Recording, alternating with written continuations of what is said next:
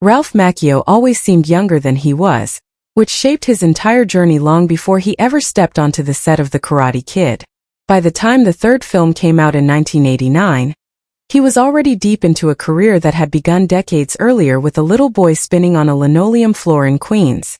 Born on November 4, 1961 in Astoria, he grew up in a cramped apartment above a bakery where the air smelled of flour and soap and where subway trains rattled the windows each night. His father worked long days running coin laundromats, and his mother stretched every dollar while raising Ralph and his brothers.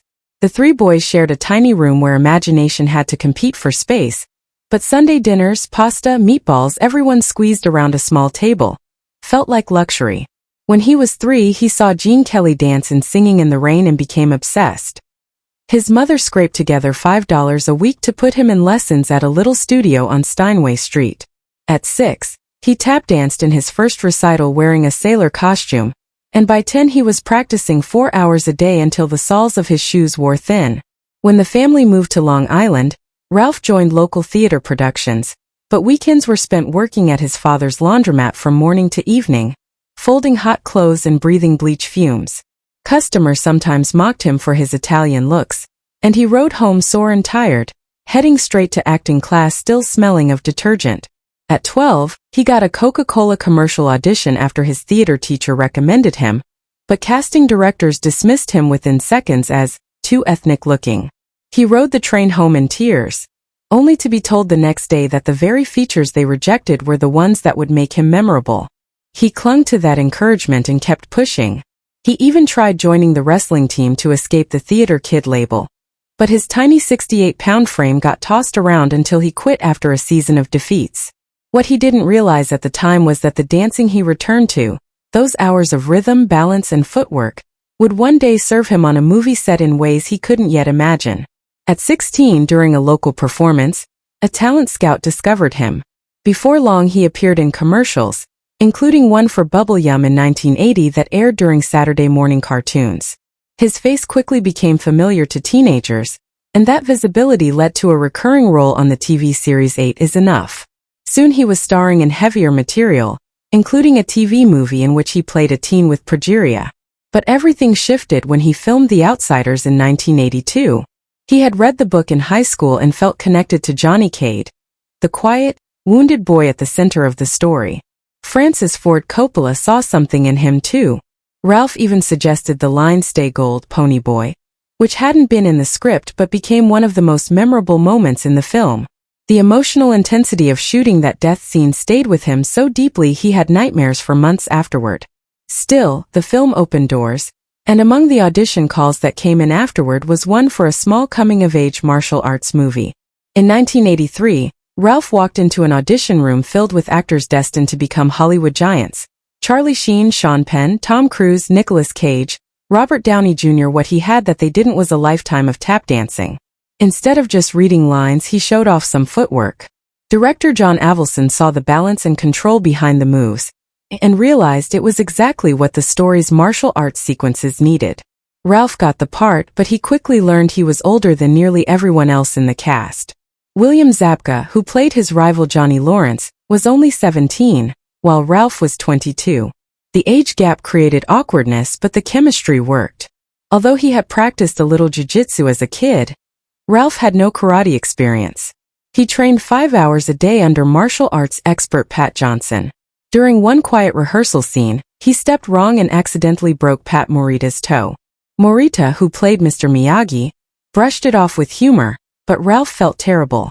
Their bond strengthened, and when the movie premiered in 1984, everything changed. The Karate Kid earned far more than anyone expected, and overnight Ralph became an international star. Crowds greeted him chanting "wax on, wax off," and although he loved the success, he feared being typecast. Even then, he wondered whether he'd ever escape the shadow of Daniel LaRusso. The sequel filmed in Hawaii in 1985, standing in for Okinawa. Production built entire village sets, even acres of crops.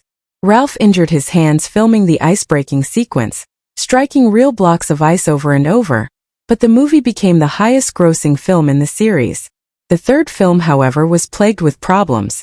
Screenwriter Robert Mark Kamen wanted a bold, fantasy-style story involving time travel, but the studio refused and demanded the same formula.